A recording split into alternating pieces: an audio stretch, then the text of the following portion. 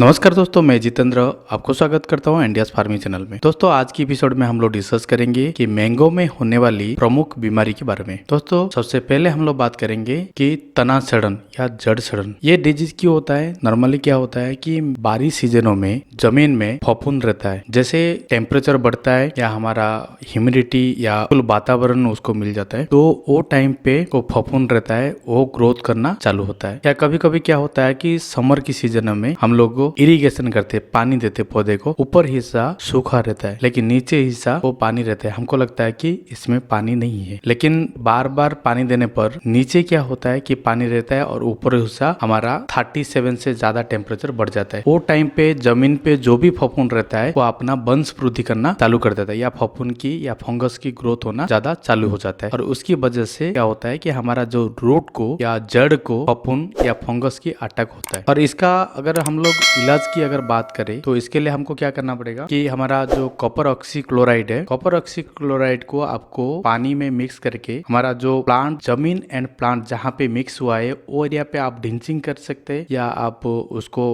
हल्का सा प्रलेप भी कर सकते हैं। और उसके साथ साथ आप क्या कर सकते हैं, अगर आपको लगा कि ऑलरेडी अटैक हो चुका है फफूंद का और जो प्लांट की ऊपर हिस्सा सूख रहा है और जो पत्ते वो सूखना चालू हो गया है, तो वो टाइम पे उससे पहले ही आपको क्या करना पड़ेगा कि रेडोमिल गोल्ड का दवा को लाके पर लीटर 2 ग्राम के हिसाब से आपको छिड़काव करना पड़ेगा। अगर छिड़काव करते तो ये जड़ सड़न या तना सड़न बीमारी से राहत मिल जाएगा। मैंगो की मेन डिजीज की अगर हम लोग बात, powder mildew, black tip, internal necrosis और फोर्थ है गोमोसिस, ये 4 जो बीमारी है वो काफी प्लांट को, फ्रूट को, फ्लावर को नुकसान पहुंचाता है। सबसे पहले हम लोग बात करेंगे पाउडर मिल्ड्यू के बारे में। ये बीमारी क्यों होता है, क्योंकि नॉर्मली आसमान में अगर बादल ढक के रहेगा, फॉग वगैरह या कोहरा पड़ा रहेगा, तो उसकी वजह से ये पाउडर मिल्ड्यू होता है। ये नॉर्मली क्या होता है, हमारा जो मैंगो का फ्लावर है या फ्रूट है, छोटा छोटा फ्रूट लगा रहता है, पत्ते रहता है, उसके ऊपर एक सफेद परत जैसा एक लेयर जम जाता है। और उसके बाद इसकी वजह से क्या होता है कि हमारा जितना भी फ्रूट रहेगा या फल रहेगा या पत्ता रहेगा, जो इफेक्टेड एरिया है वो सूख जाता है, सूख के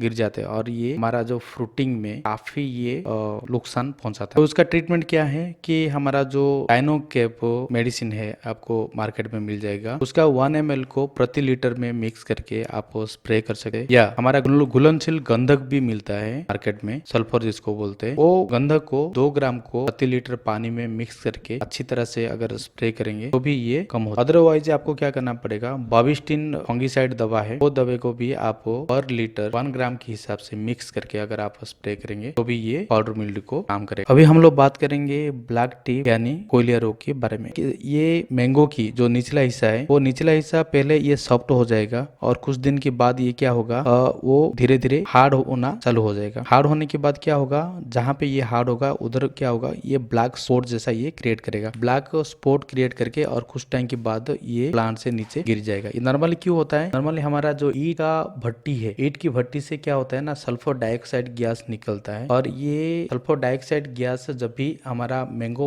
की कांटेक्ट में आता है या फ्रूट की कांटेक्ट में आता है तो ये रोग चालू होता है। ये नॉर्मली ये जो रोग है अप्रैल से मई महीने की बीच में होता है। और उसके लिए हमको क्या करना पड़ेगा, अगर मैंगो का गार्डन है आजू बाजू में, तो ईट का भाटी कम से कम 2 किलोमीटर दूर पे रहना चाहिए। अगर 2 किलोमीटर अंदर अगर रहेगा तो ये रोग को ब्लैक टिप या कोयलिया रोग होने का चांसेस है। अगर ये रोग आपकी प्लांट पे या आपकी फ्रूट में दिखाई दे तो वो टाइम पे आपको क्या करना पड़ेगा, बोरेक्स का 6 से 10 ग्राम आपको लेके प्रति लीटर पानी में मिक्स करके आपको स्प्रे करना पड़ेगा। या हम लोग जो कपड़ा धोते जो सोडा है उसको 6 ग्राम को 1 लीटर पानी में मिक्स करके अच्छी तरह से अगर स्प्रे करेंगे तो ये रोग कम होता है या नियंत्रण हो जाता है। अभी हम लोग बात करेंगे इंटरनल निक्रोसिस डिजीज के बारे में। ये हमको कैसे पता चलेगा कि ये इंटरनल निक्रोसिस डिजीज है, कि नॉर्मली हमारा जो मैंगो है वो फट जाएगा और अंदर का जो मैंगो का जो बीज है, बीज की बाजू में आपको ब्लैक को जो गुद्दा रहेगा वो ब्लैक हो जाएगा और ब्लैक होके वो सड़ के फिर मैंगो फट जाता है। ये उसका सिम्टम है। ये क्यों होता है, ये नॉर्मली हमारा प्लांट में बोरोन की कमी की वजह से ये होता है। अभी हम लोग बात करेंगे इसका ट्रीटमेंट क्या है। इसका ट्रीटमेंट के लिए हमको क्या करना पड़ेगा, 6 से 10 ग्राम हमको बोरेक्स लेके पानी में मिला के स्प्रे करना पड़ेगा, या 6 ग्राम हमारा जो कपड़ा धोने का जो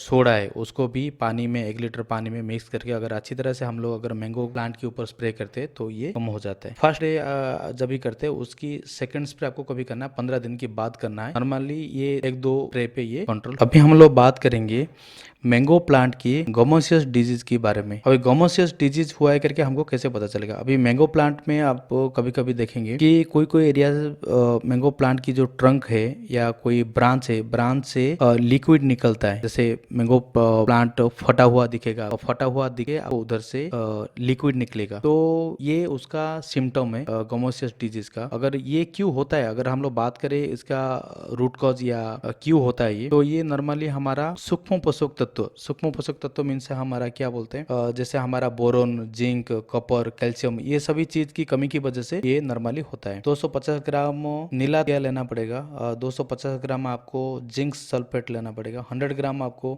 चूना लेना पड़ेगा, और 100 अगर चूना नहीं है तो 125 ग्राम आपको सुहागा लेना पड़ेगा। ये तीनों चीज को अच्छी तरह से मिक्स करके पानी में आपको जो एरिया पे इफेक्टेड है वो एरिया पे आपको प्रयोग करो या छिड़काव करो, तो ये जो डिजीज है गमोसियस डिजीज है वो डिजीज नहीं होगा। ये गमोसियस डिजीज अगर ज्यादा होता है तो प्लांट सूख जाता है और प्लांट मरने का चांसेस भी रहता है। इसके लिए आपको गमोसियस डिजीज का ट्रीटमेंट करना चाहिए। अगर हम लोग मैंगो प्लांट पे कीट की बात करें तो 4 टाइप का कीट की प्रकोप सबसे ज्यादा है। जैसे पहला नंबर में है मधुआ कीट, दूसरा है मिलीबग या जिसको दहिया कीट भी बोलते हैं, तीसरा है फल छेदक मक्खी और चौथा है तना भेदक। सबसे पहले बात करेंगे हम लोग मधुआ कीट के बारे में। ये मधुआ कीट हमारा मैंगो प्लांट में काफी मात्रा में रहता है। ये भूरे रंग का होता है और ये हमारा मैंगो प्लांट की जो पत्तियां हैं और की जो ट्रंक है उसमें छुपा रहता है। जैसे मैंगो प्लांट में नया फ्लावर या नया पत्ती आता है उसमें ये रस चूसता है और रस चूस के ये प्लांट को काफी नुकसान पहुंचाता है। अभी हम लोग बात करेंगे कि मधुआ कीट की ट्रीटमेंट के बारे में। अगर मधुआ कीट अगर आपकी मैंगो प्लांट में हो गया है तो आपको क्या करना पड़ेगा, इमिडाक्लोरोपीड की 1 ml को प्रति लीटर पानी में मिक्स करके उसको स्प्रे कीजिए। और अभी हम लोग बात करेंगे मिली बग या दहिया कीट के बारे में। ये कीट सफेद रंग का होता है और उसकी शरीर में सफेद कलर की पाउडर रहता है। ये कीट नॉर्मली जमीन पे रहता है। जैसे दिसंबर महीना चालू होता है तो ये पौधे के ऊपर चढ़ना चालू करता है और मार्च महीना आने तक ये पूरा पौधे को कवर कर लेता है और उसकी प्रकोप की वजह से हमारा जो मैंगो प्लांट का जो फ्लावर है और छोटा छोटा फ्रूट्स है वो गिर जाता है और इसका प्रकोप की वजह से कहीं ना कहीं हमारा जो फ्रूटिंग होता है उसमें असर दिखना लगता है और हमारा जो प्रोडक्शन काफी कम हो जाता है। अगर उसकी ट्रीटमेंट की अगर हम लोग बात करें तो हमको क्या करना पड़ेगा, सबसे बेस्ट है कि हमको नीम ऑयल हम स्प्रे कर सकते हैं पेगासील से, तो पेगासील से इंस्टिसाइड यूज कर सकते हैं आप, या आप कुनल फॉस का 2 ml पर लीटर के हिसाब से आप मार्च और अप्रैल महीने में अगर स्प्रे करेंगे तो ये कीट की प्रकोप से प्लांट को राहत मिलेगी। अभी हम लोग बात करेंगे फल छेदक मक्खी के बारे में। मैंगो वैरायटी बहुत देर से पकती है, उसके ऊपर ये फल छेदक मक्खी की प्रकोप दिखाई देती है। मैंगो प्लांट पे जो भी खरपतवार है वो खरपतवार को हटा दीजिए और अच्छी तरह से जमीन को जुताई कीजिए, तो उसमें जो मक्खी की अंडा वगैरह जो भी रहेगा वो मर जाएगा, जिसकी वजह से इसका प्रकोप कम हो जाए। अगर आपको फिर भी अगर कोई फ्रूट के ऊपर अगर फल छेदक मक्खी की प्रकोप दिखाई दे तो आप क्या कर सकते हैं कि प्रेगासिस इंस्टिसाइड मेडिसिन है वो यूज कर सकते हैं, हमला इंस्टिसाइड भी आप यूज कर सकते हैं, या इमिडाक्लोरोपीड आपको पर लीटर 1 ml को मिक्स करके आप यूज कर सकते हैं। तो तना भेदक कीट प्लांट में छोटा छोटा होल करता है और होल बना के वो प्लांट के अंदर वो घर बना के रहता है कि अंदर अंदर वो लकड़ी को खाने लगा है और बाद में क्या करता है अंदर की हिस्सा को वो खुला कर देता है, जिसकी वजह से प्लांट सूखने लगता है और बाद में प्लांट अगर उसकी प्रॉपर टाइम पे अगर हम लोग केयर ना करें तो प्लांट गिर भी सकता है या प्लांट मर भी सकता है। तो अगर इसका प्रकोप अगर आपको दिखाई दे तो आपको पेट्रोल जो है, पेट्रोल 2 से 3 ml लेके जहाँ पे भी उसका होल दिखाई दे तो उसमें सिरिंज में हल्का सा आपको इंजेक्ट करना पड़ेगा या उसके अंदर आपको छोड़ना पड़ेगा, पेट्रोल छोड़ना पड़ेगा, तो इसकी जो स्मेल है पेट्रोल की स्मेल पे वो कीट मर जाएगा। या उसी सिवा दूसरा भी है, जैसे हमारा न्यूब्राक्रॉन है वो 10 ml 1 लीटर पानी में मिक्स करके अगर आप उसकी होल पे अगर आप डाल देंगे तो भी वो मर जाए। तो आशा करता हूँ ये वीडियो आपको काफी अच्छा लगा होगा।